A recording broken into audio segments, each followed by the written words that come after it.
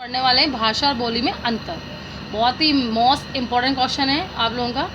बोली का first point है इसका, बोली का क्षेत्र सीमित होता है, सीमित यानी कि बिल्कुल लिमिटेड, और भाषा का क्षेत्र क्या होता है, विस्तृत, विस्तृत यानी कि विशाल या बड़ा।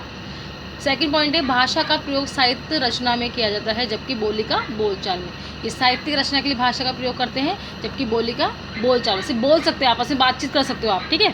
थर्ड पॉइंट, बोली को लिखा नहीं जाता, जबकि भाषा का लिखित रूप होता है। बोली को आप लिख सकते हो क्योंकि कुछ लोग किस तरह बोल रहे हैं बोली में अलग अलग, लेकिन भाषा का लिखित रूप होता है। फोर्थ एंड लास्ट पॉइंट, भाषा सर्वमान्य होती है, बोली को विशेष क्षेत्र में ही बोला जाता है, जैसे कि मारवाड़ी या मेवाती। ओके, अब हम पढ़ रहे हैं लिपि। किसी भी भाषा के लिखने की विधि को लिपि कहा जाता है, यानी भाषा जो है वो उसको लिपिबद्ध, यानी किस तरह लिखा गया, लिखने का ढंग, लिखने का तरीका क्या था उसका, वो हम क्या कह सकते हैं, उसको लिपि। भाषा को लिखने के लिए हमें कुछ चिन्हों की आवश्यकता होती है, और ये चिन्ह निश्चित होते हैं। उदाहरण के लिए देवनागरी लिपि में क वर्ण को क किस तरह लिखा जाता है, इसी तरह ही लिख सकते हैं, किसी को किसी और तरह से नहीं। यानी कि जो आप तो ये समझिए कि जो हमारी हिंदी भाषा उसकी लिपि क्या है, देवनागरी है, और किसी भी भाषा को लिखने का जो लिखने की विधि होती है वो हमारी क्या होती है, लिपि। इसको व्याकरण दृष्टि में देखेंगे हम। भाषा विशेष में मौखिक ध्वनियों को लिखित रूप में प्रस्तुत करने के ढंग को लिपि कहते हैं। ये लिपि की परिभाषा हो गई है।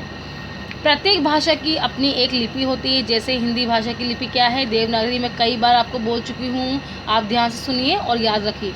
ये बाईं ओर से दाईं ओर लिखी जाती है, ये भी आपको ध्यान में रखना चाहिए कि किस ओर से लिखी जाती है, बाईं ओर से दाईं ओर, लेफ्ट से राइट। अधिकांश लिपियां बाईं से दाईं ओर लिखी जाती है। केवल उर्दू भाषा की लिपि फारसी दाईं ओर से बाईं ओर लिखी जाती है, ये भी आपको ध्यान रखिए। उर्दू भाषा की जो लिपि है वो फारसी है, कौन सी है, फारसी, वो दाईं ओर से बाईं ओर लिखी जाती है। कुछ प्रमुख भाषाओं की लिपियाँ इस प्रकार है, इसको आप कॉपी में लिख लीजिएगा, इस इंडेक्स को।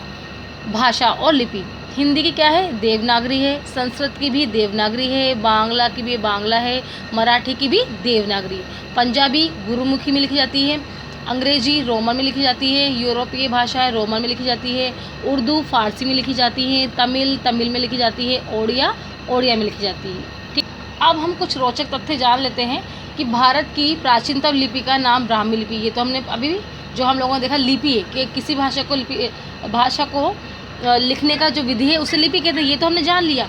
लेकिन हमें यही पता होना चाहिए कि भारत की प्राचीनतम लिपि क्या है, वो है हमारी ब्राह्मी लिपि, जो 350 ईस्वी पूर्व के आसपास ब्राह्मी लिपि में ही अशोक ने अपने अभिलेख खुदवाए थे, उसमें लिख पाई गई है। वो 350 ईस्वी पूर्व के आसपास ब्राह्मी लिपि में ही अशोक ने अपने अभी जो लेख लिखे थे उसमें वो खुदवाई थी। यानी कि यहाँ पर जिसे आप लोग इस पिक्चर में देख रहे हैं, इस तरह वो खुदवाए, पत्थरों के द्वारा या जो भी है, इस तरह वो अभिलेख खुदवाए गए थे।